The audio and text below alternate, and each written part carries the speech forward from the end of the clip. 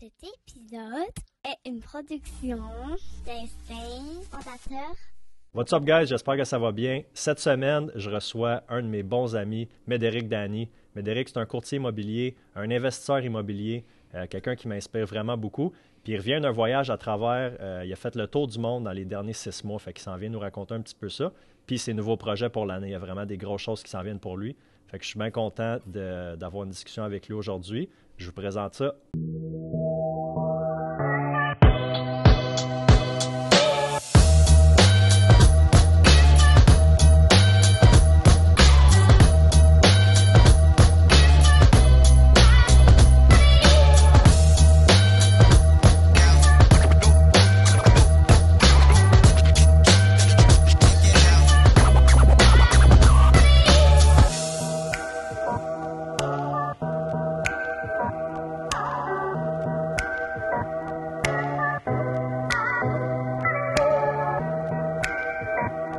Médéric Dany. Yes, sir. What's up, man? Comment ça va? Ça va bien, toi? Yes. Je suis content de te voir. Un Moi aussi. revenant. Un revenant. T'allais faire le tour du monde. Ouais, nouvel arrivant, le tour du monde, 4 mois, 15 semaines totales.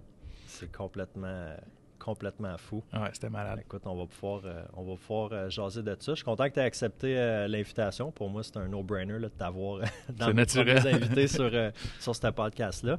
Tu m'as tellement aidé au début de ma carrière en immobilier, puis tu continues d'ailleurs à m'aider, mais à m'inspirer aussi beaucoup. Merci, man. Puis je te dirais qu'il y a même un petit peu de toi peut-être en arrière de ce projet de podcast-là. Tu m'inspires peut-être à sortir un petit peu de ma zone de confort puis d'être plus out there. Fait que je te remercie pour ça. Je pense à toi quand je regarde les souliers de course au Sport Expert. Ouais.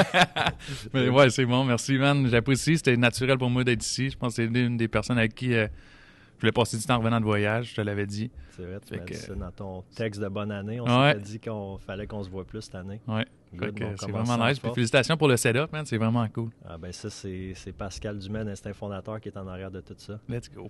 All right. Écoute, tu as parlé beaucoup, justement, on parle d'Instinct Fondateur, tu as passé au podcast l'année passée, tu avais rencontré quand même beaucoup ton parcours en affaires, tes débuts en Lyon en immobilier. Mais j'ai plus le goût qu'on parle, moi, peut-être de l'année 2021, où est-ce que, tu sais, oui, en immobilier, tu as eu vraiment, ça a été une grosse année pour toi, tu as eu beaucoup de succès. Puis tu avais fait, après ça, tu as décidé d'aller faire le tour du monde, de partir en voyage. Puis tu as fait une vidéo, je pense que c'était dans ton premier 2 semaines peut-être de ton voyage, un super cool vidéo. Là, on va mettre le lien là, dans le descriptif du podcast. Mais où est-ce que tu disais, il y a quelque chose qui m'a marqué, tu dis j'abandonne les chiffres pour aller... Pour me concentrer sur les indices du bonheur. C'est ça. Ben là, merci de l'avoir compte. Mais j'avais trouvé ça fou. Je dis, c'est vrai, le gars, il a le vent d'un voile. Sa carrière en immobilier, à décolle, ça va super bien.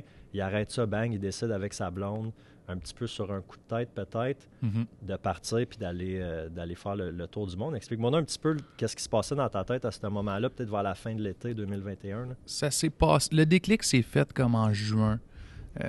Tu sais, on cumule des gros chiffres, puis là, un moment donné, je regarde en arrière de moi, puis tu sais, je le vois que je m'en vais, tu sais, professionnellement, mettons, de façon financière, ça s'en va vers le haut, mais c'est à peu près le seul indice dans toute ma sphère de ma vie qui s'en va vers le haut. Tout le reste, je le vois que ça dégringole. Puis tu sais, avant que je m'en aille trop creux, puis je continue de creuser ma tombe, si on veut, c'est là qu'à un moment donné, j'ai eu comme un déclic. Je me suis dit, aïe, non, c'est pas vrai que ça va se passer de même. Comme, je peux pas juste tout mettre de côté, m'en aller avec des oreillettes, puis de dire, regarde, moi, je m'en fous, je le fais pour le cash, puis that's it. Fait que, moi puis ma blonde, ça fait longtemps qu'on voyage quand même. T'sais, on a fait peut-être une dizaine de pays avant ça ensemble. Puis c'est un projet qu'on avait tout le temps gardé en tête. Puis moi, ça a été un déclic, mais en même temps, c'était comme je me sauvais, là. J'étais plus capable. Comme tu te sauvais. Je me sauvais de toutes mes responsabilités. Okay. Quand on a pris la décision de s'en aller, on était en train de bruncher à Chelsea, là, où, je me rappelle plus du nom du restaurant, mais on commençait à parler de ça, puis j'ai dit à ma blonde, fuck it, on le fait. Puis là, comme, t'es-tu sérieux? Je dis, ouais, on le fait. Puis on est revenu à la maison, on a booké un vol d'avion pour la Grèce, on est allé 5, 1er octobre. Bang. Ouais. Game on, ouais. Et je me souviens quand tu m'as annoncé un aller simple, c'est comme, tu sais pas dans quoi tu t'embarques. Hein? Ben, tu sais, il fallait qu'on le prépare, puis moi, c'est ça. Comme je dis, je me sauvais un peu de ma réalité, de ma responsabilité, de mes mauvais patterns.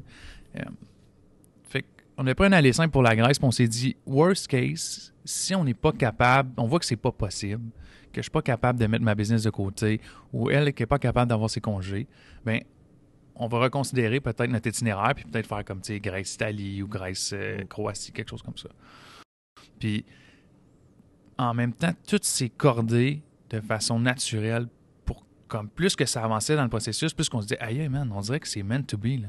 Faut qu'on y aille, faut qu'on le fasse. Comme tu bookais tes itinéraires, puis là, tu avais des restrictions aussi par rapport à la pandémie, là, j'imagine. Ça n'a pas dû être facile. Il y a des places que tu n'as peut-être pas pu aller ou c'est plus compliqué à ben, la booker. pandémie, ça a comme fait en sorte que tout a coûté moins cher. Oui, c'était plus compliqué au niveau de logistique parce qu'il fallait faire des tests. Il y avait des hôtels spécifiques, mettons comme en Thaïlande, qu'il fallait aller. Il fallait quand même suivre de près tous les développements par rapport à la pandémie partout dans le monde. Puis on pouvait pas... Normalement, quand on book des voyages, nous, c'est booker beaucoup d'avance parce que ça nous permet d'économiser. Ça nous permet aussi de comme peut-être moins s'asseoir sur nos lauriers là, en voyage. On veut que ça bouge, on veut que ça goal. Mais là, on pouvait pas faire ça parce qu'on savait... faire des activités, ouais. Dire, là, ouais. On pouvait pas faire ça parce qu'on savait pas quel pays allait être ouvert, quel pays allait être fermé. Comme au début, on avait dans l'idée de faire le Japon, le Vietnam. Ça n'a pas été possible, justement à cause de ça. Ouais. Mais c'est ça, fait que tu as commencé en Europe, vous avez fait... fais-moi donc l'itinéraire un peu, là. On a commencé en Grèce. On a fait plus de 2 semaines en Grèce. Après ça, on est allé dans un petit pays qui s'appelle Monténégro. C'est entre la Grèce et la Croatie. OK. Puis ça, c'était vraiment un coup de cœur aussi. Là. C'est un pays que pas beaucoup de monde connaît. On est resté là un peu. Ensuite, on est parti en Croatie, avec la fameuse ville de Dubrovnik, là, King's Landing pour les fans de Game of Thrones. Et non, moi, j'ai pas écouté ça, mais je suis sûr qu'il y en a qui vont reconnaître. Après la Croatie, on est allé en Italie. On a passé quand même pas mal de temps en Italie. Okay. Parce que c'est gros. Ensuite, les vidéos en Italie, c'était écœurant. Rome, ça m'a impressionné. Par le passé, je n'étais pas quelqu'un qui... Je suis pas un fan de musées ou de choses comme ça, ni non plus catholique pratiquant, mettons. Puis Rome, le Vatican, ça a été un des gros coups de cœur du voyage. Ben, il y a de l'historique là, qu'on peut, croyant ou pas, tu peux pas passer à côté de... Ouais, c'est impressionnant. C'est vraiment impressionnant. Moi, je me souviens de tes vidéos, là. Moi, je fais un peu genre d'agoraphobie. Ben, ouais, je fais de l'agoraphobie, là, tu sais, puis les grands endroits, les foules, des fois, là, je trippe pas. Puis là, je te voyais dans ces musées-là, man, c'était énorme. J'étais comme, mais voyons donc. Puis on dirait que, pas j'enviais, mais j'étais comme, tu sais, j'aimerais ça être à l'aise, moi aussi, dans des, tu sais, à l'autre bout du monde. Après ça, tu es allé dans le désert, là, j'étais comme, mon Dieu, je faisais de l'anxiété dans le désert. Mais moi, je tripais vraiment de te suivre puis de voir comme... Il y a quand même vraiment des... J'ai eu mon premier épisode de claustrophobie à vie dans le Vatican. De claustrophobie, oui, vraiment. Comme une genre de crise de panique. Dans un petit endroit. Quand on a monté dans la basilique Saint-Pierre, c'est comme l'endroit typique, là, l'icône du Vatican. Tu montes en haut, puis tu as peut-être, je sais pas si c'est 600 ou 700 marches à monter. Pour monter vraiment dans le plafond de la basilique. Comme, tu sais, c'est les toits en rond, là. Ouais. Fait que, puis ça, tu n'as pas d'ascenseur qui se rend là. Faut que tu le fasses par l'escalier. Puis un moment donné, t'es vraiment dans le dôme, si on veut. Puis les escaliers, c'est courbé comme ça. Puis moi, mes 2 épaules touchaient presque chaque bord. Okay. Puis là, il y a un moment donné, je suis en train de me dire, aïe, si tu paniques, si quelqu'un de claustrophobe, mettons, si tu paniques, t'es dans la merde. Comme, en avant de toi, c'est plein de monde. En arrière, c'est plein de monde. Puis ça fait même pas 1,5 de large, même pas 1,25. Puis comme je suis en train de me répéter ça dans ma tête, la madame en avant de moi, je commence à l'entendre respirer vraiment fort. Puis là, un moment donné, elle se retourne de bord, puis elle me dit « We're only halfway there ». Parce qu'il y avait une pancarte qui disait « Vous avez fait la moitié des escaliers ». Puis elle était en crise. Puis elle était comme en crise. Fait que là, boum, moi, ça m'a pogné aussi. Là, je me suis parlé comme... Quand tu fais un peu de l'anxiété, il faut que tu te parles puis pour essayer de te ramener à la réalité puis dire « OK, non, c'est correct, ça va bien aller ». Je suis pas en danger. Non, c'est ça. Mais ça m'a pogné. Puis après ça, il y a plusieurs fois dans mon voyage que, mettons, j'étais dans un ascenseur qui était vraiment petit à Rome, que je m'inquiétais. Ou après ça, je me posais des questions sur mes prochains vols d'avion. Est-ce que ça va réarriver? Puis finalement, ça a passé. Puis même qu'après, j'ai laissé ma blonde aller devant parce que ça me rassurait. Là. Ah ouais, hein? De la voir là, comme une présence, quelqu'un que tu connais. Exactement, oui. C'est fou. Puis, t'avais-tu déjà fait des crises d'anxiété avant? Jamais. J'ai développé ça en voyage, une petite anxiété qui... Là, tu me donnes pas le goût d'aller faire le tour du monde. Ben, c'était comme une belle anxiété. Tu sais, je sais pas c'est quoi vraiment de l'anxiété ou des crises de panique. C'était une anxiété que je vivais parce que j'étais comme face à moi-même. J'étais dans la conscience. J'étais vraiment dans le moment présent. Puis, il fallait que je m'abandonne à ça, à ce que j'étais en train de vivre. Puis c'était comme... Quand je vivais ces moments-là, c'était comme une manière de me rappeler, OK, regarde, t'es là parce que t'as pris le choix d'être ici, puis tu le fais pour une raison. Ça va bien aller, tu sais, respire. Ouais, c'est ça, il n'y a pas de danger. Là. Non, ici, c'est ça. De ton plein gré, puis... Mais c'est parce que, tu sais, t'es comme moi, tu sais, ça va tellement vite dans notre day-to-day que on n'a pas le temps, on prend pas le temps de se poser des questions, de se parler, d'être dans notre émotion à nous autres. Puis là, c'est comme en 20 quelques ans de vie à 100 000 à l'heure, c'était comme une des premières fois que je me retrouvais dans cette position-là. Mais je l'ai vécu, je l'ai apprécié, puis ça n'a pas revenu depuis que je suis revenu en ville. Ouais.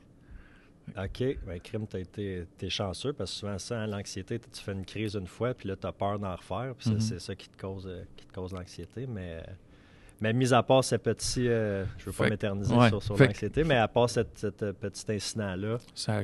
Après, ça n'a pas revenu. Fait qu'après ça, après l'Italie, on est allé à Nice, en France. Okay. Juste comme entre les deux, entre l'Italie puis l'Espagne. Après, on est allé à Barcelone. Mon père est venu me rejoindre à Barcelone. Nice, c'est la seule place où j'ai voyagé 3 fois dans ma vie. Okay. Mais en Europe, j'ai été une fois pour le soccer quand j'étais jeune. Puis on était à Nice, là. Nice, Bandol, Côte d'Azur, Saint-Tropez. Puis je me souviens, Nice, j'avais atterri là. Ici, je pense, on était au mois de février, mars. J'arrive là, puis il y a des palmiers. J'étais comme... J'étais un petit cul dans le... Ben voyons, je pensais pas qu'il y avait ça en France, mais... C'était beau, on se sentait bien. On veut y retourner dans le sud de la France là, pour un voyage, quelques semaines sûrement. Fait que, entre Nice et Barcelone, on avait un petit vol, 1h30, je me rappelle plus exactement de la durée. C'était un petit avion. Puis c'était un petit avion. Tout de suite, quand on arrive dans l'avion, tu vois, c'est une vieille avion, là. Comme, les bancs sont vieux, il n'y a pas de télé, il y a encore les cendriers, tu sais. Puis là... Encore les cendriers? Oui. Okay. Puis là, quand on était proche d'arriver à Barcelone, un moment donné, on entend 3 bips. Tu ne poses pas de questions, tu les entends, puis c'est tout. Mais là, les agents de bord se précipitent à l'avant de l'avion, là, comme à grosse course. Il y en a une qui prend le téléphone, les 2 autres attendent à côté. Elle parle peut-être 10 secondes maximum avec le pilote. Puis là, je pense que c'est le pilote à qui elle parle. Là. Puis là, tu vois instantanément la panique qui s'installe dans les yeux, dans le regard des agents de bord. Il y était 2 gars puis une fille. Puis avant ça, il était bien chill, bien soft, là, super funny. Ils se mettent à courir dans les allées, back and forth, pour nous tout faire sûr que tout le monde est attaché, que toutes les tables sont montées, qu'il n'y a plus de déchets qui traînent nulle part, puis ils disparaissent. Ils vous disent rien. Ils ne disent rien, là, on voit juste ça. Puis là, le monde, tu vois, le monde qui commence à se rendre compte que ça se passe. Puis là, moi, je le vois aussi, puis je suis en train de lire mon livre, puis je fais comme si de rien n'était pour pas inquiéter ma blonde, mais la madame à côté de nous autres, elle pleure, là, à chaudes larmes. Là, on voit l'avion commence à faire d'un côté puis de l'autre, comme ça. On voit l'eau sur un bord, on voit l'eau sur l'autre. Puis là, en même temps, on descend, mais quand même rapidement. Là. Fait que là, l'eau de plus en plus proche, l'eau de plus en plus proche. Un moment donné, on entend des gros bruits. Puis là, je vois qu'on est comme sur le bord d'atterrir, là, puis on se promène encore de même. Vous êtes au-dessus de l'eau. On est au-dessus de l'eau. Puis là, normalement, quand tu atterris en avion, tu sais, tu vois la ville, tu vois la piste. Fait que tu sais que ça s'en vient. Mais là, je regarde par la fenêtre, puis c'est un marécage, c'est une swamp. Je suis comme, ça y est, on atterrit dans l'eau, man. C'est sûr, c'est ça que c'est. Finalement, on lande là, au début de la piste. Fait que là, l'avion s'en va, elle continue d'aller. Tu sais, normalement, tu atterris, l'avion ralentit, tu t'en vas tranquillement au dock, si on veut, puis là, ça se passe. Et là, ça s'est fait sur une balle. Boum, sans quasiment pas freiner, l'avion s'en va. Où est-ce qu'elle arrête? Y a-t-il un gros impact quand vous avez landé? Non, pas plus qu'il faut. Ça s'est fait quand même assez bien.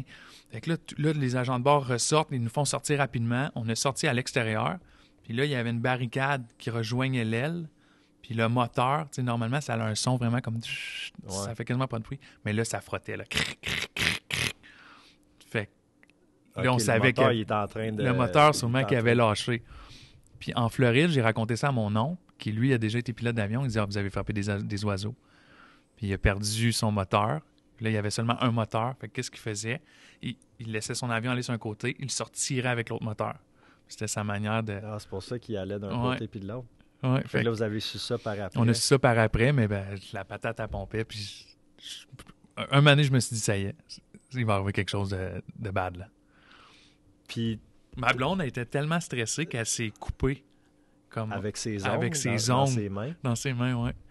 Tout le monde pleurait, là, c'était fou. Puis ça a duré combien de temps, ça? Mais ça a duré peut-être 25 minutes environ, là, le temps qu'on atterrisse. Wow.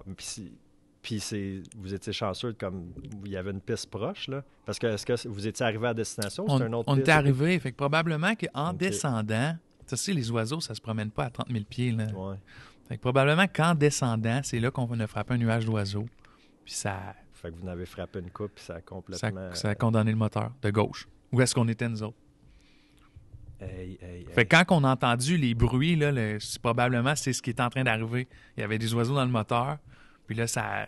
Les trois bruits, là. Ouais. Non, pas les bips, mais comme un moment donné, après les bips, quand on voyait plus les agents de bord, on a entendu comme un gros... Ok. pas un bang, mais c'était comme quelque chose, un problème mécanique, là, on pourrait dire. Hey. C'était que... Puis là, après, parce que c'était pas ton dernier Non, mot, on est allé à t'as volé Nice. beaucoup après, mais Ouais. comment t'appréhendais tout ça? après Ouais, ça, vraiment. avant de- Fait qu'après ça, quand on est allé en Espagne, comme là, on partait on est resté 2 semaines en Espagne, on s'en allait en Thaïlande. Fait que c'était un gros vol, là. Je me rappelle plus combien d'heures, mais on a payé comme presque le double pour Ouais. aller avec Qatar Airways, qui est la compagnie numéro 1 au monde, là. On n'en voulait plus de petit avion. Ah, de... ben oui, ben non, c'est Ouais. sûr. Fait que, ouais, c'est une belle péripétie. Après ça, Thaïlande, on est resté là 1 mois de temps. C'est la seule place qu'on pouvait aller en Asie avec le Sandbox Ouais. Program qui ont sorti. Après, on est allé à Dubaï. Ben après, on voulait s'en aller en Égypte tout de suite. Sauf que là, si on allait en Égypte, après, on ne pouvait pas aller nulle part. Parce que l'Égypte est comme fermée aux autres pays. On ne pouvait même pas non plus revenir au Canada. Fait qu'on est allé, s'est dit, on va Qu'est-ce que tu veux terminer. dire, quand tu rentres là-bas, Ben, si il tu- faut que tu fasses une quarantaine, j'imagine? Ou... Non, c'est parce qu'il y a comme une logistique internationale. Dépendant, tu es dans quel pays, dans chacun des pays, ont leurs restrictions par rapport à ce pays-là. OK. Fait que si tu es en Égypte, en Inde, il n'y a pas aucun pays, soit qui t'accepte, ou bien que si tu t'en vas dans leur pays, il faut que tu fasses 14 jours de quarantaine. Fait que là, on ne pouvait pas aller en Égypte tout de suite. Mais quand on regardait le vol, on passait par Dubaï. Fait qu'on s'est dit, on va aller à Dubaï, on va arrêter à Dubaï. Fait qu'on a passé une semaine là-bas. C'était comment, ça? Dubaï, c'est impressionnant. C'est ça que tu m'as dit, je t'ai texté, puis tu m'as dit, tout est tellement gros ici, là. Ça apparaît pas, ces photos, mais... Ouais, tout est trop gros. Tu sais, t'as le Burj Khalifa qui est 163 étages, puis il a même pas l'air si gros que ça, là. Même un building de 163 étages à Hull, j'ai même plus de soleil chez nous, là. Ouais. Fait que, ouais, c'était impressionnant, c'était gros, c'est propre, c'est beau, c'est une ville qui a 10 ans, là. Ouais. Fait que, puis Il y les a autres, énormément d'argent Ouais. aussi. c'est pas comme New York où est-ce qu'ils ont fallu ou même Montréal, qui bâtissent sur du vieux, du nœud sur Mm. du vieux. Là, c'est comme from scratch. Let's go. On amène les meilleurs ingénieurs au monde, les meilleures compagnies, puis on lève une ville en dedans de 5 ans. Ça, Ça, c'est malade comment ça Ouais. l'a poussé dans les dernières années. Mais le monde à Dubaï, tu sais, c'est une destination, faut que tu ailles là. N'importe qui, je trouve que avec la fibre entrepreneuriale qui est dans l'immobilier, principalement, faut que tu ailles à Dubaï une fois dans ta vie. Parce que tu as comme un déclic qui se fait comme aïe aïe, on voit pas assez big ici. Là. Il y a quelque chose. Tu sais un peu qu'est-ce Ouais. que tu m'avais dit là, de Tenex quand tu étais allé Quand là-bas. j'étais à Ouais. Miami, ouais. Il y a quelque chose qu'ils ont compris que nous autres, on est loin d'avoir compris. Là. C'est sûr qu'il y a plus d'argent là-bas, c'est pas pareil, tu sais. Mais je le ferais pas comme une destination. Tu sais, peut-être Dubaï, Arabie Saoudite ou Dubaï, Égypte, je trouvais que c'était un vraiment beau combo. Ouais. Tu passerais pas 2 semaines. Non, 2 parce que les gens sont très froids. Et comme, OK. ils n'ont pas besoin de toi là-bas. Tu sais. C'est pas comme s'ils vivent pas du tourisme. Là. C'est riche. Ouais. Le monde a beaucoup d'argent. Fait que c'est comme c'est ça. Toutes les fois, tu sais, tu vas en Thaïlande, surtout que c'était un tellement gros contraste. En Thaïlande, les gens sont gentils. Tu sais, tu donnes 5 cents pour boire à un gars qui te donne une bouteille d'eau, man. Il te remercie 15 Ouais, fois, ouais, le ouais. sourire fendu jusqu'aux oreilles tout le temps. Ils sont contents de t'avoir, sont contents de t'aider. Là-bas, j'ai donné 5 piastres de tip à un taxi driver, puis il m'a dit « Get out Ah ouais, ». hein. Ouais. C'est fou la différence de... Fait qu'on de avait hâte mentalité, ouais. d'aller dans un endroit où est-ce que c'était plus chaleureux. Puis après, on est allé en Égypte, puis là, c'est le highlight du voyage. Ça, c'était vraiment ton parce que c'était une de tes dernières. Après ça, tu étais En Floride. Ouais. C'était ton dernier... C'était vraiment comme... Je pense honnêtement que tout le monde devrait avoir la chance d'aller là une fois dans sa vie.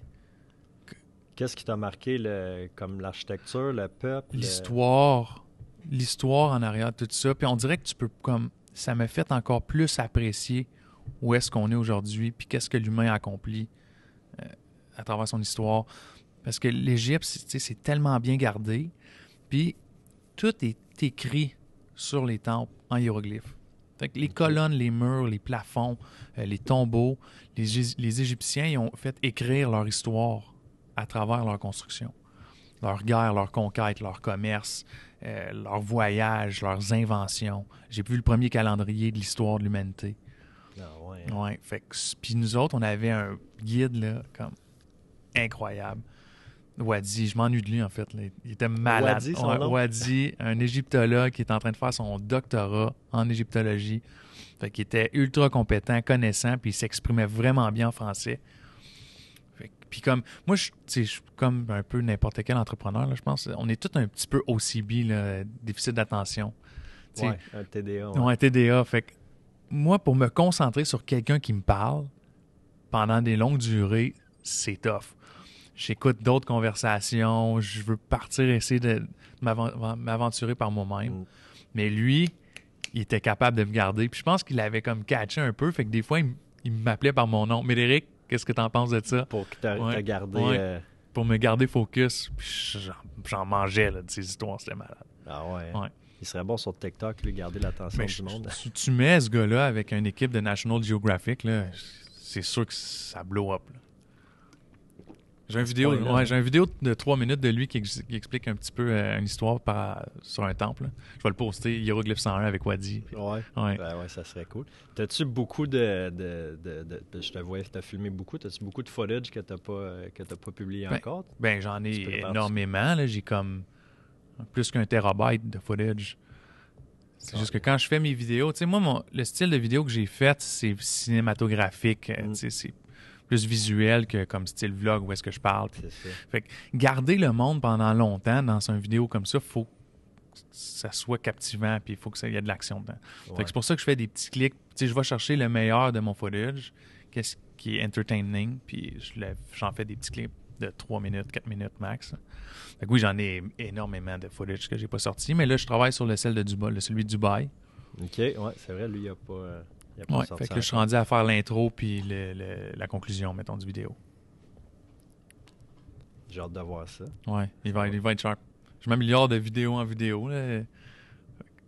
Tu te faisais demander aussi beaucoup avec quoi tu filmais parce que les images étaient vraiment écœurantes. Tu avais ta GoPro là-bas? J'avais ma GoPro, puis c'est pratiquement seulement avec ça que j'ai filmé. J'avais amené mon drone aussi, DJI Mini 2. Que j'ai perdu à Monténégro. Ouais. C'est quoi qui est arrivé? Tu l'as amené trop haut par-dessus la montagne? Non. J'arrive à Monténégro, puis justement, là, comme l'auberge où est-ce qu'on était, c'était une vue incroyable là, dans les montagnes. Fait que je m'étais dit, je vais faire voler le drone, là, ça va être fou, ça va être des images comme à couper le souffle. Maintenant, on s'en va en bateau sur le fleuve qui est en bas des montagnes. Puis c'est une petite pirogue, là, comme une petite barque, une petite chaloupe avec un toit. Il y a 2 poteaux chaque côté, un poteau chaque côté qui tient ce toit-là. Donc, maintenant, on s'arrête en plein milieu du fleuve parce que c'est vraiment beau. Je dis, je vais faire voler le drone.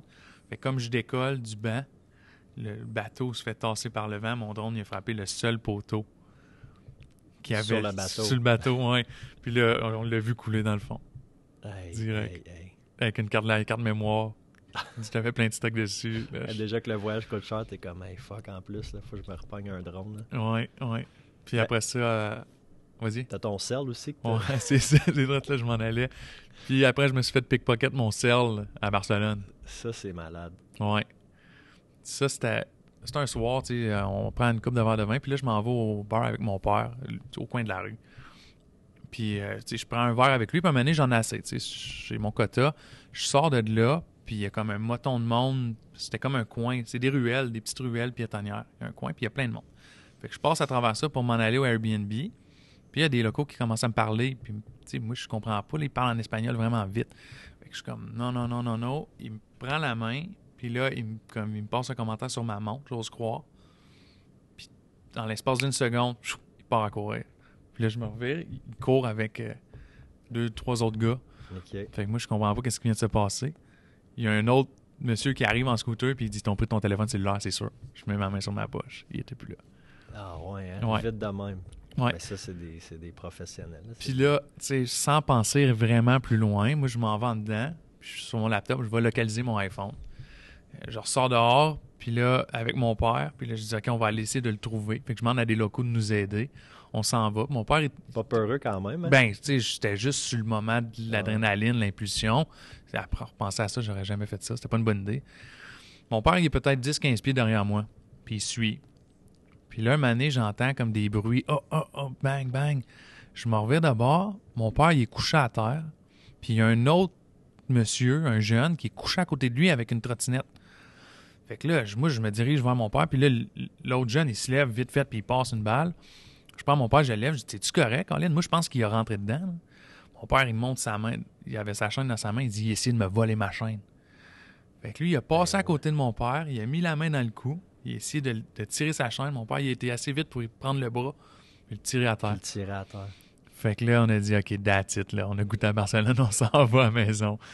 Hey, c'est complètement malade, ça. Ouais. Puis c'est une ville qui est quand même très touristique. Là, fait qu'eux autres, ils doivent vivre de Ben, ça. quand on est allé remplir le rapport de police, parce que tu sais, j'avais acheté des assurances là, pour ça, ils nous ont dit qu'il y a 260 000 téléphones rapportés volés à Barcelone par année.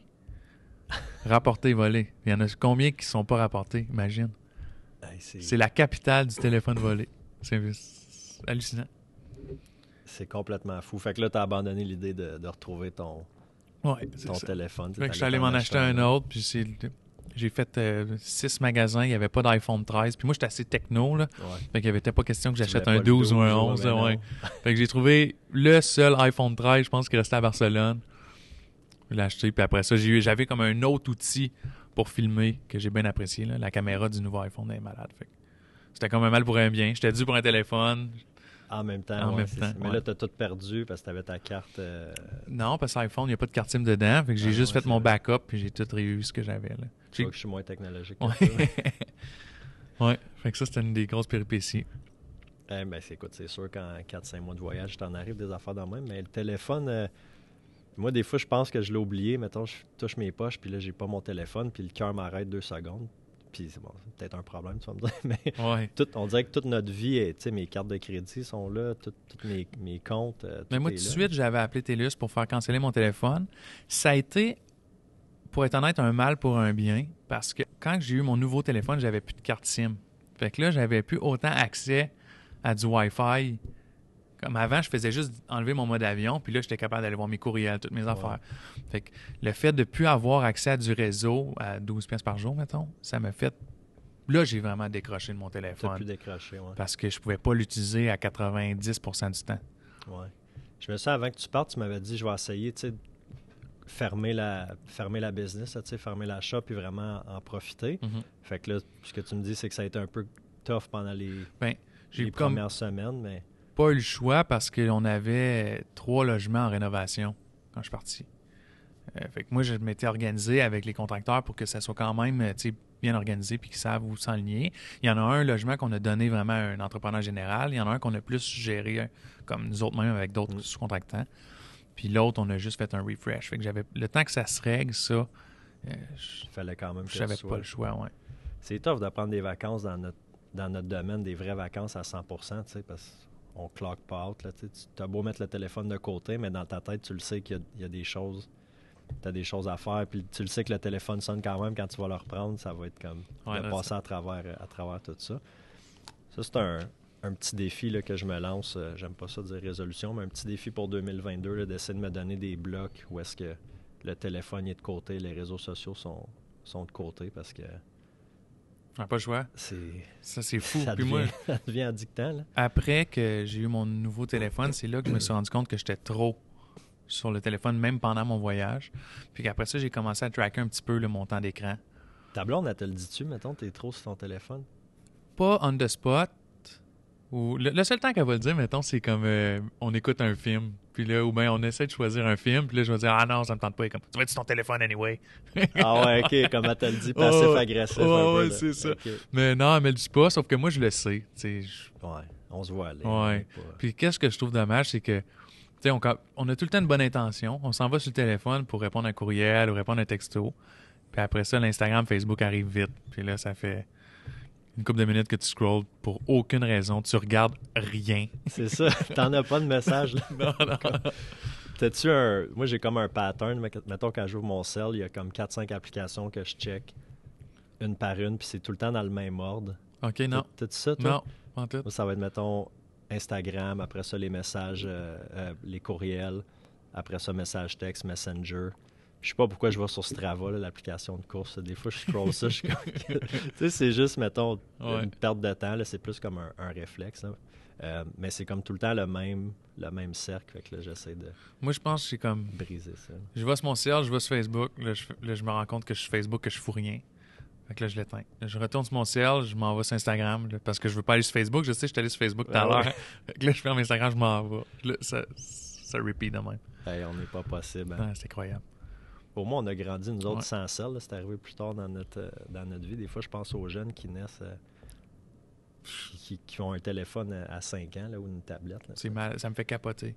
Puis tu sais, on a un couple d'amis à nous autres que eux, ils avaient décidé de pas introduire leurs enfants au iPad et à tout ça. Puis un moment donné, c'est qu'ils étaient rendus la risée de l'école parce qu'eux n'étaient pas techno. Tu sais, malgré le fait qu'eux autres, ils avaient des bonnes intentions, qu'ils voulaient mettre leurs enfants plus dans le plein air et tout ça. Ils se faisaient achaler à l'école. Ouais. C'est triste quand même. Hein? Ouais. Il y a comme une ligne, tu sais, la technologie, c'est super bon. Tu sais, les réseaux sociaux, si on s'en sert bien, c'est super bon, mais c'est ça, il y a une ligne en donné que tu traverses que ça devient trop, puis ça peut devenir, toxique, mais... Ouais, c'est sûr que il va y avoir des répercussions là-dessus. Il va falloir que la société gère ça un petit peu mieux, les parents, que ça soit comme un mouvement de masse, moins dépendant de ça. Je pense que le monde sont en train de le réaliser, mais... Ouais, tranquillement, pas vite. En tout cas, moi, ma blonde, elle me le dit quand ouais. je tourne ce téléphone. Ouais, elle me le dit sur le coup, elle n'a pas peur de me dire. C'est vrai, t'as raison. Là. Parce qu'en plus que c'est comme un de nos principaux outils de travail. Ah ouais. Il n'y en a plus de limite après ça. Ben non, c'est ça. Bon, on s'éternisera pas trop sa technologie. Fait qu'iPhone 13, t'es satisfait? Tu l'as eu? iPhone 13, c'est ça. Puis ma GoPro, mon drone. C'est avec ça que je filmais. Ouais. Puis là, après ça, ton dernier arrêt, c'était en Floride. Ouais. Là, tu as de la famille là-bas, je pense. Fait que c'est ça. OK. Puis là, ta mère est venue te rejoindre là-bas? C'est ça. Ben, on était supposé de s'en aller au Pérou parce que j'avais deux de mes bons chums de gars s'en allaient là-bas. Puis, à parler avec eux autres, on s'est rendu compte que comme c'était compliqué. Puis, avec la COVID, la pandémie, ça rajoutait une contrainte où est-ce qu'on n'avait pas vraiment de contrôle. Fait qu'on a dit, regarde, si c'est compliqué, comme c'est pas grave, là, on va trouver une autre destination. Fait que là, on regardait Hawaï, peut-être l'Arizona. On voulait se rapprocher, là. Parce qu'au début, on était supposé d'aller au Sri Lanka, puis finalement, on n'a pas été. Okay. Fait qu'on voulait se rapprocher. Puis là, on a pensé à ma tante, Ginette, qui est en Floride. Fait qu'on s'est dit, Colin, on n'avait comme pas décroché du fait que ça serait le fun d'aller voir du monde qu'on connaît. Ça fait quasiment 4 mois qu'on est parti. Fait qu'on est allé passer le nouvel an avec ma tante. Mon cousin est venu nous rejoindre. Puis moi, j'ai fait descendre ma mère à la 2e semaine. Ma mère a eu des petites périodes difficiles quand même. Là, puis j'avais dans la tête de la faire descendre me voir un moment donné dans mon voyage. Fait que je l'ai amené avec nous autres 1 semaine de temps. On est allé à Disney. Ça a vraiment fait du bien. Au musée Star Wars. Ouais, c'est ça. Ben, c'est Disney, tu as plusieurs parcs, tu sais. Fait qu'on a commencé par Hollywood Studios. C'est là qu'il y a Star Wars. OK. Après ça, on est allé à Animal Kingdom. Puis c'est là qu'il y avait le Avatar, le monde d'Avatar. OK. Puis on a terminé avec Epcot, qui est là, c'est comme tu as tous les pays du monde, ben, plusieurs pays, une couple de rides. Là, on l'a un petit peu moins aimé, là.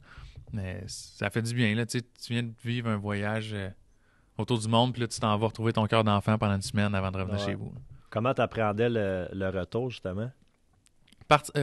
Revenir, c'est plus stressant que partir. C'est ça, tu m'as dit la première fois qu'on s'est revu en revenant. Ouais. C'est plus facile de partir qu'à revenir. Quand je reviens, normalement, je pars, habituellement, on part 2 semaines, 3 semaines maximum. On est parti 1 mois maintenant en Indonésie. Mais quand tu reviens d'un voyage, tu as la flamme en toi, tu sais dans quoi tu t'en vas, tu as tes projets que tu as mis sur hold que tu reprends. Là, moi, après 4 mois, j'étais comme dans l'inconnu un petit peu. Je me reviens dans la pandémie, tout est fermé. Je commence une nouvelle carrière avec une nouvelle agence. C'était comme l'inconnu. Puis l'inconnu, ça fait peur pour tout le monde. Ouais. Fait que ça me stressait. Puis aussi, j'avais peur de retourner au vieux med dans mes anciens mauvais patterns, mes mauvaises habitudes de vie, puis que dans le fond, tous mes objectifs que je m'étais donnés, ils disparaissent. Fait que ça aussi, ça me stressait. Puis je m'étais rendu compte aussi que quand je suis stressé ou j'ai des moments d'inquiétude un peu, je me touche beaucoup le visage. Fait que là, j'étais venu avec plein de boutons sur la face. Avant de partir? Avant de revenir. Avant de revenir, ouais, OK. c'est ça. Fait que... C'était un signe. Ouais, c'était un signe que j'étais stressé. Fait que ça m'a stressé. Puis alors, une fois que tu remets tes vieilles chaussures, ben là, tout se place. Puis ça a bien été. Good. Ben, j'ai l'impression que tu as eu un petit peu, je vais dire, un éveil spirituel, ou en tout cas, je sens un changement, surtout dans, on dirait que c'est plus clair ce que tu veux, où est-ce que tu t'en vas. Pas que c'était pas clair avant, mais on dirait que tu as fait du ménage dans certaines choses. Tu as beaucoup parlé de mauvaises habitudes de vie avant. Je sais pas si tu veux parler un peu de ça versus maintenant, parce que je sais que tu as une belle routine là, qui s'est installée depuis que tu es revenu. Là. Mm-hmm. J'ai eu, éveil spirituel, j'ai eu une prise de conscience face à moi-même. Tu sais, comme on a dit tantôt, ça va à 100 000 à l'heure. Avant, j'étais dans l'inconscient, j'étais beaucoup dans mon ego, dans le paraître. Fait que j'ai comme eu cette prise de conscience-là que je prenais beaucoup de mes décisions en fonction du regard des autres, de quêter de l'amour. Mon coach m'a aidé, Marc Dumaine aussi m'a aidé beaucoup avec ça. Fait que c'est cette prise de conscience-là que j'ai eue. Puis ça m'a amené à trouver c'est quoi mes bobos, qu'est-ce que je traîne avec moi depuis longtemps. Puis je me suis rendu compte que j'avais une mauvaise relation avec l'alcool. C'est comme l'alcool, en voyage, j'ai bu peut-être, là, je dirais 15% maximum de ma consommation d'alcool habituelle. Tu sais, pas que, pour certaines personnes, ils diront que comment je buvais de l'alcool, c'était pas un problème. Pour d'autres, mettons quelqu'un qui n'en prend pas du tout, j'avais un méga problème. Fait que je pense qu'il faut que tu t'isoles un peu ton comportement et ta relation face à ça. Puis je me suis rendu compte que, mettons, la semaine que mon père était à Barcelone avec moi ou mon temps en Floride, j'ai consommé plus d'alcool que dans une semaine, mettons, en Barcelone, que dans le restant de mon voyage au complet.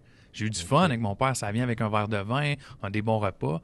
Mais là, je me suis rendu compte que ça me brouille la vision. Je perds mon focus, j'abandonne mes bonnes habitudes juste à cause de quelques verres de façon régulière. Fait que là, après ça, une fois que j'ai isolé ce problème-là, que j'ai vu que, Colin, merde, c'est peut-être pas fait pour toi.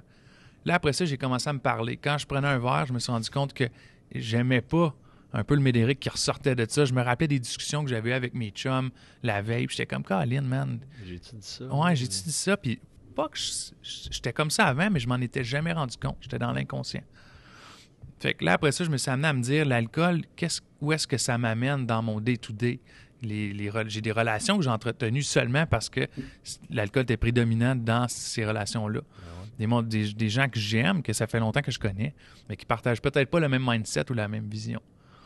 Fait que, puis ça, je me suis dit que je voulais tasser ça de ma vie. T'sais. On appelle ça des chums de brosse. Des chums de brosse, oui. J'en ai bien des chums de brosse. Pas que je les aime pas, ça leur enlève rien, mais je veux me concentrer sur moi, je veux m'accomplir moi, puis ça, c'est pas eux qui me freinent, c'est moi qui s'auto-freine quand je les laisse prendre plus de place dans ma vie. Puis aussi, je me suis rendu compte qu'en voyage, je peux compter sur une main les gens qui ont pris des nouvelles de moi, de prendre le temps de m'écrire ou de m'appeler. Ah ouais. Ouais. Puis pas que ça enlève quelque chose à ceux qui ne l'ont pas fait, sauf que je trouve que c'est une belle marque de reconnaissance puis d'amitié à ceux qui ont pris le temps de m'écrire puis de me poser des questions puis de m'appeler. Fait que là, ça m'a amené à me dire, regarde, c'est à eux que je veux faire de la place dans ma vie. Ouais. T'en fais partie, tu sais. Ben, je suis content que... J'étais comme je l'ai... Il me semble que j'ai texté souvent. Ouais. Toi, LP, LP Mercier, mon chum Phil Montreuil aussi. Ouais. Lui, il me FaceTimait aux 2-3 jours. Là. Fait que, puis on s'avait perdu un petit peu de vue à cause de la pandémie, puis tout ça, naturellement. Puis là, on s'est dit que, regarde, voici les personnes à qui on veut faire beaucoup de place dans notre vie. On veut consacrer notre temps, le peu de temps qu'on a pour voir ce monde-là, puis c'est ça. Écoute, j'ai des frissons, man. Tu me parles de... T'as eu un éveil, là. Je suis vraiment content pour toi. Les réalisations par rapport à l'alcool aussi, tout ça. Tu sais, moi, il y a un saying que j'ai qui dit « Arrête de boire, tu vas voir c'est qui tes vrais chums », tu sais, dans le sens où moi, avant, j'étais un gars de gang, j'étais tout le temps dans les bars, j'étais partout, à gauche, à droite, tu sais. Puis, en donné, quand j'ai arrêté de consommer une couple d'années passées, ça enlève rien à ce monde-là, mais je suis comment, il m'appelle plus, tu sais. Ouais. J'ai plus de leurs nouvelles. On se parle 1 ou 2 fois par année, puis c'est encore cool de leur jaser, mais tu sais, c'est plus des gens avec qui que je vais côtoyer, tu sais. Puis ça fait de la place pour d'autres choses aussi. Exactement. Parce que le temps que tu bois, tu n'es pas en train de travailler sur toi, sur ta business, de passer du temps avec ta famille, quoi que ce soit. Puis après ça, il faut que tu récupères le lendemain. Là. Fait que ta nuit est pas optimale. 3-4 jours après. C'est ça. Le lendemain, ta journée, c'est une journée de rendez-vous. Là. T'es pas à ton 100%. T'es en mode autopilote. Là, c'est quoi qui dit ton coach? T'es pas sur ton 10 sur 10? T'es pas sur ton 10 sur 10, ouais.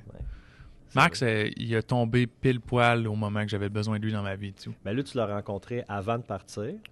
L'été... Oui. La décision de partir en voyage était faite quand j'ai rencontré Marc par l'entremise de Jason Maxwell, One Clean Air. Ouais. Puis, moi, comme je t'ai dit, quand je partais, je me sauvais. Je me sauvais de mes responsabilités. Puis, en rencontrant Marc, ça l'a donné complètement une autre connotation à mon voyage. Fait que je partais à la découverte de Médéric, je partais me retrouver. Je me sauvais de mon ego, je la laissais au Canada, tu sais, pour m'en aller en voyage avec vraiment moi-même. Le petit Médéric, la petite âme qui brûle en dedans de moi, tu sais, l'artiste, l'entrepreneur, le visionnaire. Fait que je m'en allais me retrouver. Puis, tu sais, il m'a donné des livres à lire, il m'a donné quelques défis. Puis, j'ai tout le temps gardé ça en tête. Les 4 accords Toltec. Les 4 accords Toltec, oui. Lui que j'ai le plus de misère, je te dirais, c'est Don't Overthink. OK. Ouais. Pour une parenthèse, mais... Puis, de là est sorti le premier vidéo avec la trame narrative là, que je parle. Mon nom, c'est Médéric Dany. Ça a fait du bruit, je pense. Il a été partagé beaucoup, cette vidéo-là, puis le monde, je pense qu'ils ont aimé, ça a fait réagir. Hein. Oui, plusieurs milliers de vues, mais même au-delà des vues, je pense que c'est l'impact que j'ai eu positif sur... on dirait Charles Daudin qui parle. Il y a bien du monde qui sont venus m'écrire pour me dire « Wow, man, tu viens de me faire de quoi le profond dans de moi. » Il y a du monde qui m'ont écrit pour me dire « Aïe, aïe, j'avais perdu cette flamme-là de voyager. Là, je veux y retourner. » Puis ils sont partis en voyage. Il y a du monde aussi qui m'ont écrit par rapport à leurs mauvaises habitudes puis qu'il y avait le goût de se trouver comme... J'ai eu vraiment les feedbacks de ça. C'était bon. Puis c'était comme ma façon à moi de tourner la switch on. Tu sais, regarde, je me mets comme... Le vidéo, te mettre à nu un peu, là. Le vidéo, je l'ai toute faite. La vidéo d'Athènes. Puis je trouvais qu'il manquait de quoi. Fait qu'à un moment donné, je suis débarqué du lit quand je suis en train de faire le montage. J'ai écrit mon texte. Je l'ai record. Je l'ai mis par-dessus. Là, j'ai écouté le vidéo. Puis j'étais comme, wow. C'est ça. C'est direct ça que je voulais. Ouais. Ben, c'est un super beau message que tu as envoyé. Puis c'est sûr, ça fait du bien. Ça fait du bien à entendre. C'est rafraîchissant. Ouais. Ça te fait te questionner aussi un peu, tu sais, sur tes habitudes, ta façon de voir la vie. Tu as parlé de ta relation aussi avec l'argent. Puis bon, c'est sûr qu'on est dans ta relation avec l'argent puis l'ego. Puis on est dans un domaine en immobilier où est-ce que, ben, tu sais, il y en a de l'argent, il y en a de l'ego.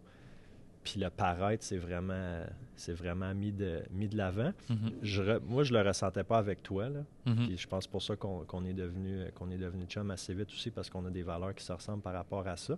Mais toi, t'avais l'impression que, mettons, dans ton marketing, dans ton contenu, dans ta façon d'être, c'était plus pour faire plaisir aux autres? Ou Ben, pas plaisir, mais plaire. Pour plaire aux autres. J'aimais ça, le fait de me dire que comme, OK, tu sais, je les inspire ou comme ils trouvent que j'ai réussi. Comme Marc me dit la première fois que je suis allé le rencontrer, j'étais un quêteux d'amour. Je veux me mettre dans des positions... Faut-tu sois ouvert d'esprit pour payer un coach pour qu'il te dise ça, là? Ouais, j'étais un quêteux d'amour.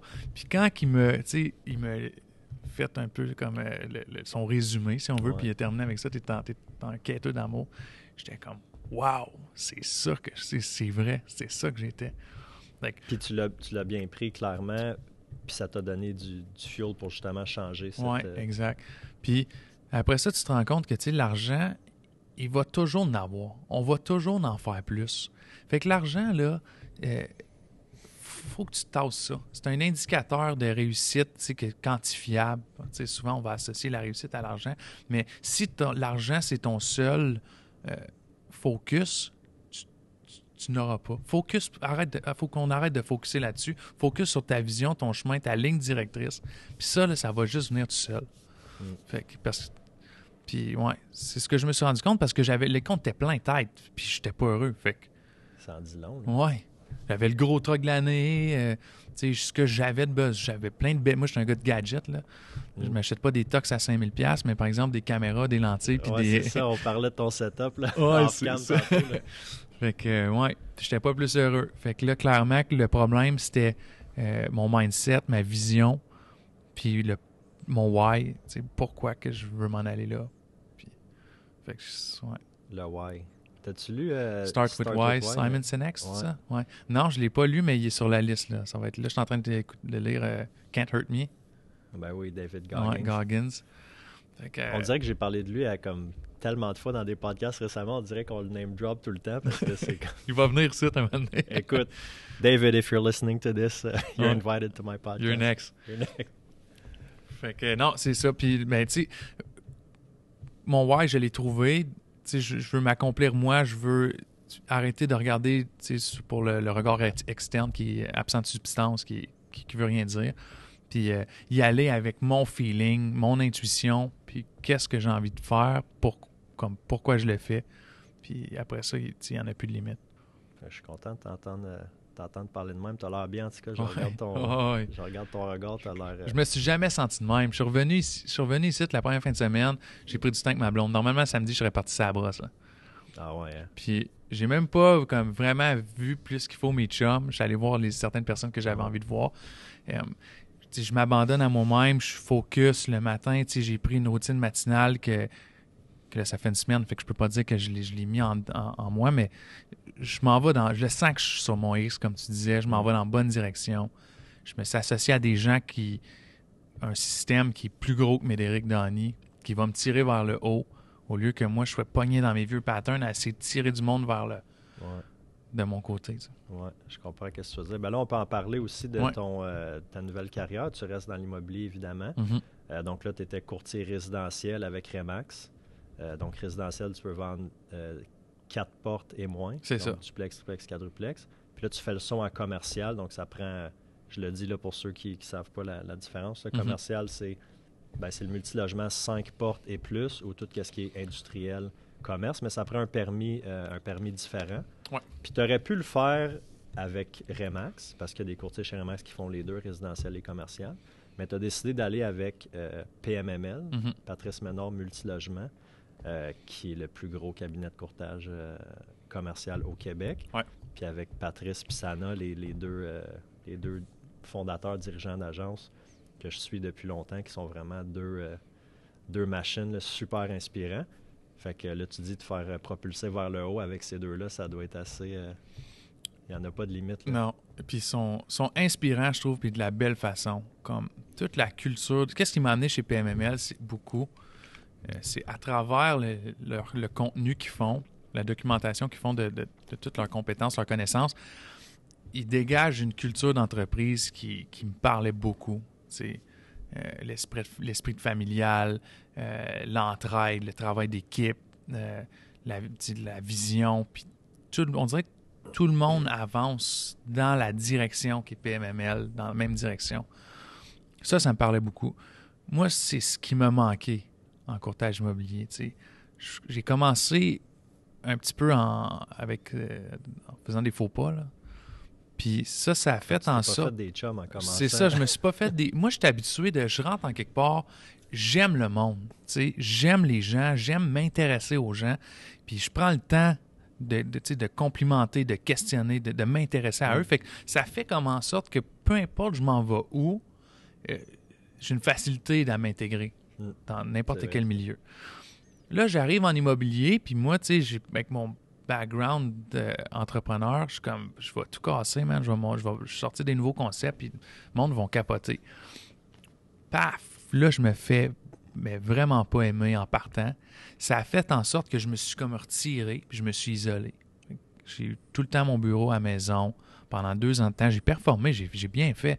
Mais il me manquait Moi, je suis un gars, une de mes valeurs fondamentales que j'ai découvert avec Marc, c'est le partage. Il faut que je sois dans une position que je partage mes valeurs, que je partage mes connaissances, que je partage mon abondance avec les gens autour de moi. Puis là, 2 ans sans faire ça.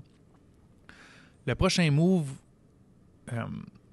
comme c'est logique, c'était de partir mon team. j'avais acheté un édifice sur Grébert avec un local commercial pour aller m'installer là à mon retour. C'était ça que ma vision. Puis, entre-temps, ben là, j'ai tombé... ça a commencé, j'ai juste questionné Abbas. Je me demandais, c'est comment le courtage commercial? Comment t'aimes ça? Puis, Abbas, qui est PMML. collègue chez PMML. Puis, le lendemain, je pense, Patrice, il m'a appelé. Puis, on s'est donné rendez-vous. Fait qu'Abbas, il a appelé Patrice, il a dit là... Ouais, ben il m'a dit, si tu veux, je pourrais parler à Patrice de toi, puis who knows, fait que le lendemain, il m'a appelé. On s'est donné rendez-vous, j'étais allé le voir à Montréal. J'avais donné le rendez-vous le lendemain, mais là, je tassais tous mes rendez-vous pour y faire de la place. Je voulais le prioriser. Puis après, je me suis dit, attends, wow, là, comme, choke pas le monde avec qui tu as déjà des engagements. J'ai dit à Patrice, j'étais pour aller le voir à Montréal. J'allais le voir à Montréal, on s'est entendu. J'ai signé mon contrat, puis je partais comme 2-3 semaines après. Là. Ouais. Je sais, on est allé dîner ce jour-là, tu m'as dit c'est fait. Ouais, de ça. C'était un de... Ouais, tu m'as dit c'est fait. J'ai signé avec PMML. C'était mon dîner de départ, dans le fond, avec toi, sans façon. Ouais. Fait que c'était fait. Puis là, pour la première fois de ma vie, je me sentais que, j'allais vivre un petit peu l'esprit familial, entrepreneurial, le brotherhood, que j'aime bien appeler, du bureau. Je me joignais à un mouvement qui est bien plus gros que moi, qui allait me tirer vers le haut. J'étais comme, wow. Fait que, tu sais, quand tantôt, je te disais qu'on dirait qu'à partir de la prise de décision, au départ, tout s'est trop bien placé. Tout s'est enchaîné. Parce que là, je venais de créer une fenêtre d'ouverture. En partant en voyage pour 4 mois, j'avais déjà commencé à réduire mes listings, à tout écouler mon stock, commencé à dispatcher mes acheteurs, commencé à donner la nouvelle business à d'autres courtiers parce que je ne pouvais pas traîner avec moi trop de listings. Fait que là, c'était comme le moment parfait. Bon, ça a comme fini sur ça. Ouais. Je partais les yeux ouverts. Là. Ouais.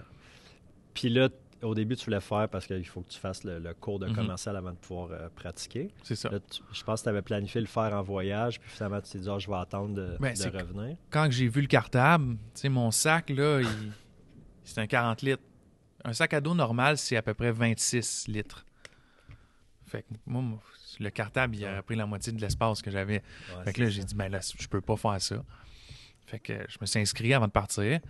Là, quand je suis revenu, là, je me mets là-dedans à pieds joints. Puis je vais passer mon examen fort probablement fin mars ou si jamais je suis pas prêt, ça va être avril. Là. Okay. Mais j'ai l'intention. C'est 4 cours de 40. C'est une mise à niveau. Comme on est déjà courtier immobilier résidentiel, c'est une mise à niveau qu'on fait pour avoir notre attestation commerciale.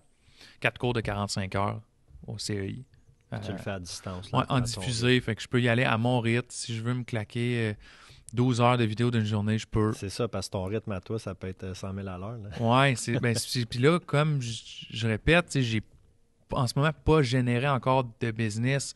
Fait que je peux me mettre là-dedans temps plein. Puis essayer de le faire le plus vite possible pour après ça passer à vitesse PMML, là, comme Sana nous l'a dit à Dubaï. Ouais. C'est vrai parce que tu as eu l'opportunité quand tu étais à Dubaï que Patrice et Sana s'en allaient là aussi. Puis vous avez ça a donné comme ça. Ensemble. On est allé déjeuner ensemble. On est resté on a jasé pendant 2h30 de temps, je pense.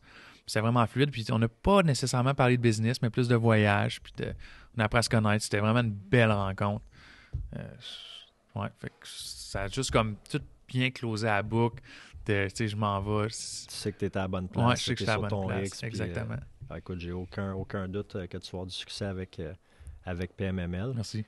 Écoute, côté commercial, c'est sûr qu'ils sont ailleurs. Là. On a parlé de CRM, de logiciels de rapport de marché là, qui ont mis en place pour leurs courtiers. C'est assez impressionnant.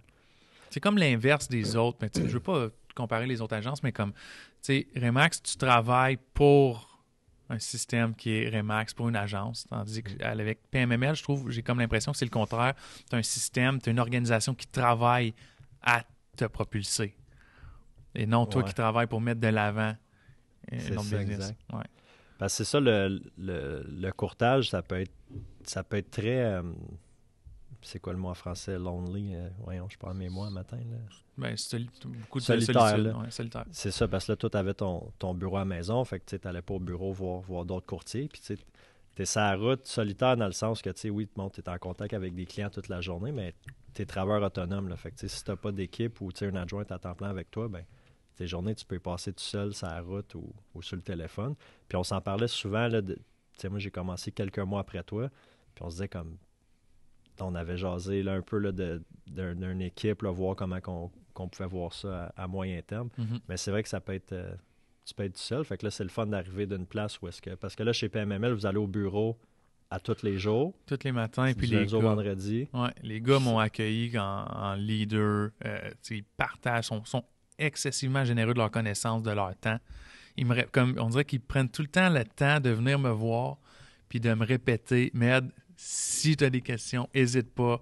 Même si eux, des fois, qui viennent me chercher, comme Ben, l'autre fois, il vient me chercher, il dit hey, viens voir ça, je m'apprête à faire quelque chose dans l'ordi, ça va être important que tu puisses le voir. Ouais, hein. Hier, Oliver Payne, il me dit viens t'asseoir, man, je vais faire une coupe de call, puis tu vas pouvoir écouter ce que je dis. Anto, il est arrivé dans mon bureau hier aussi pour me jaser de paquet d'affaires. Abbas, il vient, je pense qu'il me dit au minimum 2 fois par jour n'hésite pas, si tu as des questions, je suis là, il y a quoi que ce soit, viens me voir. Tu sens moins peut-être l'esprit de compétition qu'il y a entre courtiers, c'est vraiment plus comme Ouais, eux autres travaillent. teamwork. Là. Leur philosophie, ils sont dans des mindsets d'abondance. C'est Eux, ça. tu sais, je trouve qu'en courtage. Mais ça découle de Patrice et Sana en haut, eux ont fait. Écoute, moi, comme je te dis, ça fait 3 ans peut-être que je les ai découverts, puis je trippe au bout sur leur contenu, leur philosophie, leur façon de voir la vie, puis leur business. Puis c'est ça part d'en haut, là, parce qu'eux sont dans un mindset d'abondance, de tout est possible, il n'y en a pas de limite, puis... excuse, je t'ai coupé. C'est ça que j'allais dire, tu sais, sont dans leur mindset, il y a de la place pour tout le monde, puis eux, tu sais, je trouve que l'erreur en courtage, c'est que le monde, ils ont tellement peur que tu leur voles leur business. Fait comme, c'est fou. Ça crée des barrières psychologiques puis comme entrepreneuriales énormes. Tandis que les gars, la première chose qu'ils m'ont dit au bureau, c'est on a vraiment hâte que tu génères de la business parce que ça va par... ta business va apporter ça d'autres va apporter d'autres business à nous autres. Fait que tout ensemble, on va grossir là-dedans. Fait que c'est nice parce que, tu sais, moi, je m'apprête à appeler des leads qui ont déjà téléphoné, mais c'est pas ça, c'est pas de même qu'ils le voient, eux autres. Ben non, c'est pas leur lead, c'est les leads de PMML, puis tout le monde ensemble, on peut grossir. Ben c'est sûr que ça change la donne complètement. Là, tu parles de culture d'entreprise, là, c'est un terme que j'utilise souvent. Là, on enregistre ça, on est fin janvier. J'ai comme pas fait l'annonce officielle encore là, de Équipe Castleman, mais par le temps que ça soit diffusé, sûrement que l'équipe va être faite. Puis c'est ce que j'arrête pas de me répéter aussi, quel genre de culture, toujours chez Remax, en petite parenthèse, mais quel genre de culture d'entreprise je veux créer. Puis ça, c'est quelque chose que PMML, je les modèle un peu dans le sens que on dirait que tout le monde est fier d'aller là, tout le monde est content.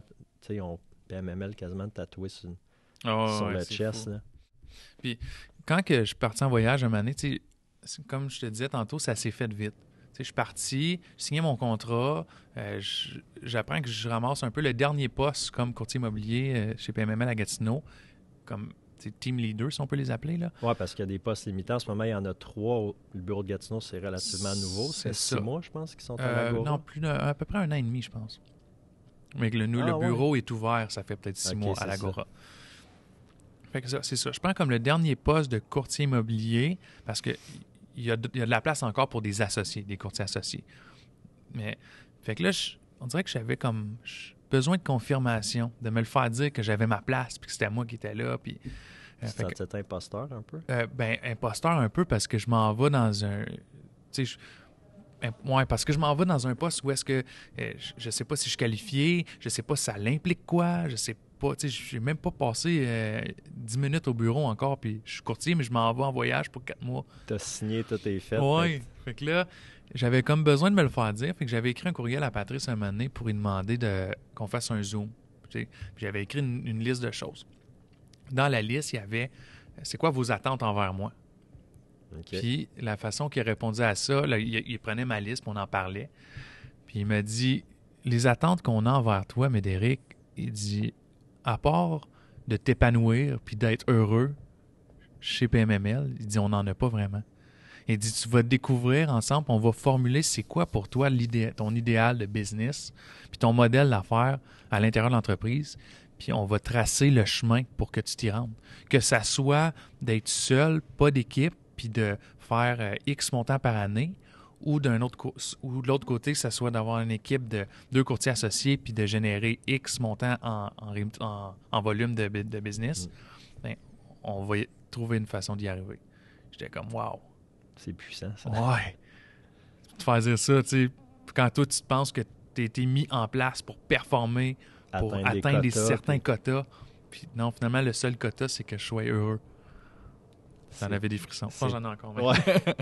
C'est très deep. J'ai l'impression que la vente puis le mindset là, est en train de changer un petit peu. Là. Je ne sais pas si c'est moi, là, peut-être dans ce que je consomme là, au niveau des vidéos, de la lecture en ce moment, mais on dirait que la vente, ça change un peu. Là. Je sens que tu sais, oui, l'argent, les chiffres, c'est important, c'est ça qui quantifie. Puis une business, il faut que ça fasse de l'argent, sinon tu n'entends pas de business. T'sais. Mais au-delà de ça, il y a des choses qui sont plus importantes. Fait que, ouais. Je pense que, tu sais, dans la direction qu'on s'en allait avec les médias sociaux, l'Internet, la technologie, les relations humaines s'en venaient de plus en plus importantes. Puis les gens étaient de plus en plus à la recherche de ça. Fait qu'avec le contexte de pandémie qu'on vit là, je pense que le côté humain des gens va être de plus en plus important. Puis comme tu dis, c'est ça va faire des changements dans la vente, dans l'entrepreneuriat, dans tous les domaines. Oui, parce que là, tu sais, maintenant, tu as des conversations de vente, c'est téléphone, Zoom. Fait que, tu sais, les vrais contacts humains sont limités. Fait que quand tu en as, tu les apprécies, mais c'est important qu'ils soient vrais, là, tu sais, qu'ils soient authentiques. Alors non, j'ai pas de doute que tu vas avoir du succès, mais que tu vas trouver ta place, tu vas être heureux, puis tu vas t'épanouir. En tout cas, je te le souhaite. Ouais, merci. Comme j'ai jamais été autant, je trouve, à la bonne place, au bon moment, avec les idées claires. Je me rappelle pas c'est quand la dernière fois que je me suis senti de même. Ouais, puis t'en as essayé t'en as pris des détours là, pour te rendre là, dans le sens où t'as essayé plusieurs business aussi. Là. Oui, aussi. Depuis que j'ai 20 ans, je cours de gauche à droite. Je marche pas. Ça aussi, c'est une autre de mes philosophies depuis que je suis revenu. Là. Marathon pace. Ça, je l'ai tatoué sur le bras. Là. Ouais. Ceux qui écoutent audio ne le verront pas, là, mais c'est marqué Marathon Life, it's all about the pace. C'est ça. Puis ça, je me l'ai fait tatouer avant de commencer à courir. Fait que ça n'avait même pas rapport à la course, mais je te laisse parler un peu de cette philosophie-là. Ben, c'est que dans ma vie, depuis que aussi longtemps que je me rappelle, j'ai tout le temps couru dans toutes les directions. Puis ça m'a amené à tout le temps comme « Ah ouais, go, go, go, go, go ». Et là, je t'ai soufflé, j'arrête. Je prends plusieurs pas de recul. Tu sais, quand tu avances, tu recules, mais ça vient essoufflant, autant physiquement qu'émotionnellement. Puis là, je veux adopter une philosophie, un mode de vie qui est comme que j'ai jamais fait avant. Y aller tranquillement, de façon réfléchie, puis de façon continue. Je pense que c'est le même que je vais me rendre bien plus loin, puis que j'aurai pas de besoin de me sauver comme que j'ai voulu le faire, parce que justement, là, il n'y en a plus de solution, il n'y en a plus d'issue. Tu sais. Ouais. Ah ouais, c'est ça. Puis souvent, on le voit en immobilier. Tu sais, là, on tourne ça, on est fin janvier. Tout le monde est motivé, le vent en voile. Puis, tu sais, heureusement, le marché est vraiment bon en ce moment. Mais là, il y en a qui vont gauler jusqu'en avril, mai, juin. Puis après ça, il fait beau. Tire la plug. Peu importe, on ne rentrera pas dans les détails. Mais on dirait qu'après ça s'essouffle. Puis là, le reste de l'année, il finit sur une note correcte. Mais puis comme dans tout, tu sais, autant on parle de business, mais ça va être il y en a qui vont se donner des résolutions pour leur santé, pour leurs relations, pour leur famille. Puis c'est tout au début d'année, let's go, ça part. Je vais m'entraîner 5 fois semaine, je vais manger ça, je vais couper ça.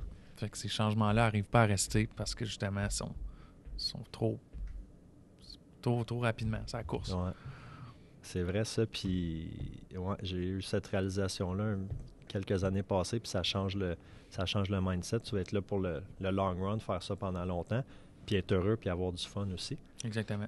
C'est quoi ta stratégie, mettons, marketing? Comment tu veux t'afficher en tant que courtier chez PMML? Comment tu vois... comment tu vas te présenter?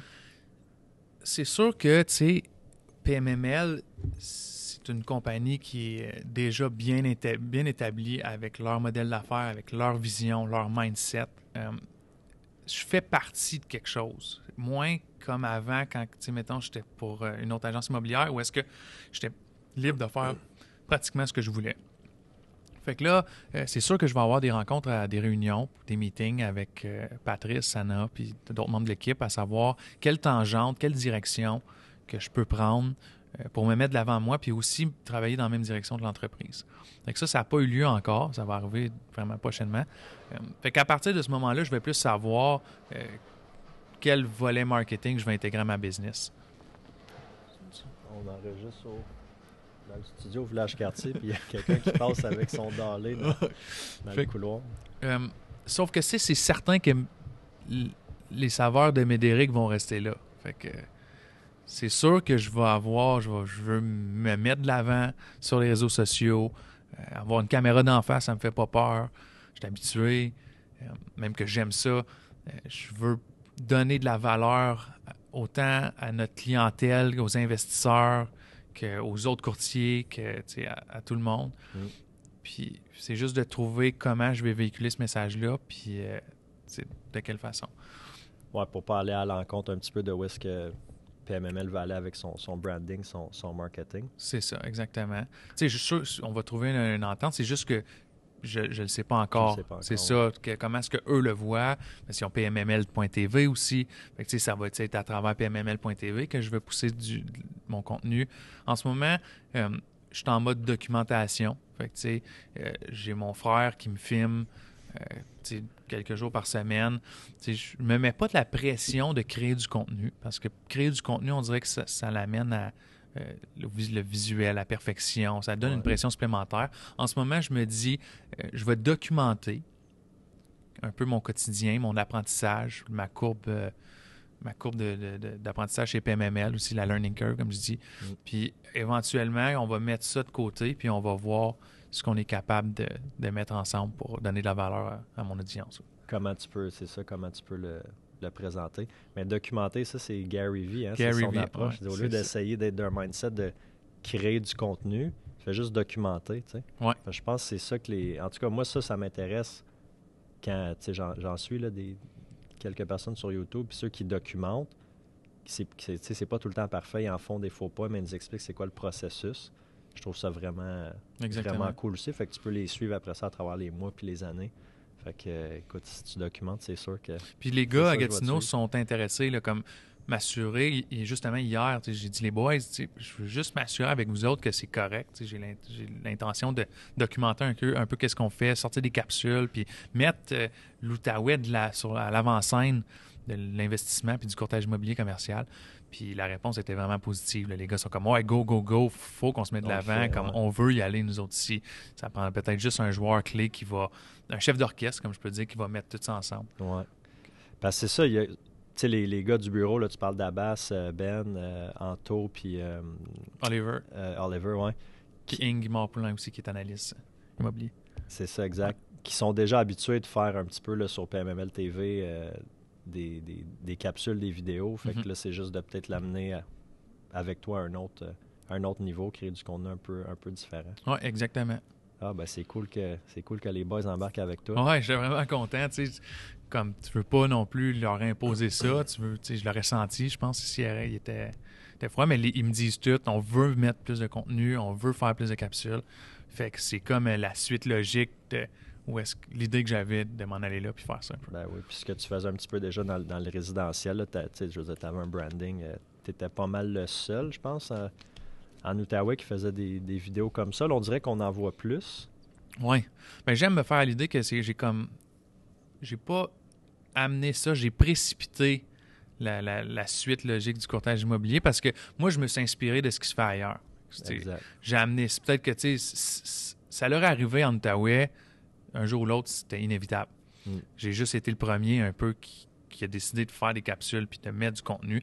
Fait que là, ça l'a inspiré les autres, ça l'a propulsé les autres au changement, puis ça l'a comme brisé la glace aussi. Tu sais, quand t'es le premier, t'es comme... T'as mangé les roches un peu pour les autres. Là. Ouais, c'est ça, j'ai comme dit aux autres, allez pas dans cette direction-là. Ça, faites pas ça. Parlez pas de la pancarte verte. Non. Je me souviens de cette vidéo-là, on se connaissait pas encore, je disais, il y a des couilles en esti, lui. Mais moi, en plus, je m'étais fait dire de faire ça. T'sais. Par des clients? Par un gars avec qui je travaille, je ne le nommerai pas, là, mais j'ai fait j'ai fait du marketing pour moi. OK. Ah ouais, Il hein? me dit, check, fais comme les autres. Tu sais, quand le mécanicien, il explique aux gens comment changer leur break par eux-mêmes. Je check lui, les autres, tu sais, puis il dit, le monde, ils le feront pas, ils vont venir te voir quand même. Quand même, Fait ouais. qu'il dit, montre aux gens comment vendre leur maison. Mais je pense que les clients ont dû aimer, mais les courtiers ont dû faire comme, hey, qu'est-ce que tu fais là? tu sais? Hey, toi, t'es mental dans ça. Ah ouais. Ah ouais, moi, je me disais, il y a des couilles, il va se faire lancer des roches. Ouais, Mais t'as essayé, t'as osé, tu sors de ta zone de confort, puis pour rapper ça, là, je sais pas ça fait combien de temps qu'on se parle, ça doit faire plus qu'une heure comme faut, là, mais pour rapper ça, c'est, tu sais, t'es quelqu'un qui m'inspire beaucoup. T'oses, tu sors des sentiers battus, puis t'as pas peur de te planter, puis de te dire, regarde, j'ai essayé ça, ça n'a pas fonctionné, on en revient, puis on part. Mais là, je te sens plus groundé, plus centré, t'as l'air vraiment sur, tu sais, on l'a dit, sur ton X, t'as l'air à savoir ce qui s'en vient. Fait que je suis vraiment content pour tout, puis j'ai hâte de voir la suite. Merci, man, Fait que, j'apprécie. Yes. Avant qu'on wrap up, y a-t-il quelque chose qu'on n'a pas parlé que tu voudrais ajouter? T'as pas besoin de faire le tour du monde pour avoir l'éveil ou la prise de conscience que j'ai eue, tu sais. Je veux pas jouer les coachs de vie, puis il y a des gens qui sont excessivement qualifiés pour faire ça, mais ce que je pourrais dire au monde, c'est que, tu sais, moi, j'ai été capable d'adopter des changements. Je veux pas me mettre vendre la peau de l'ours avant de l'avoir tué, mais vous êtes capable aussi. T'sais, le monde qui aspire à une vie meilleure puis qui veulent des changements positifs dans leur vie, entourez-vous de monde qui vont vous aider à faire ça, qui vont vous donner les réponses à vos questions, puis c'est possible. T'sais. Mais peu importe t'es où, peu importe t'es qui, il y en a une solution.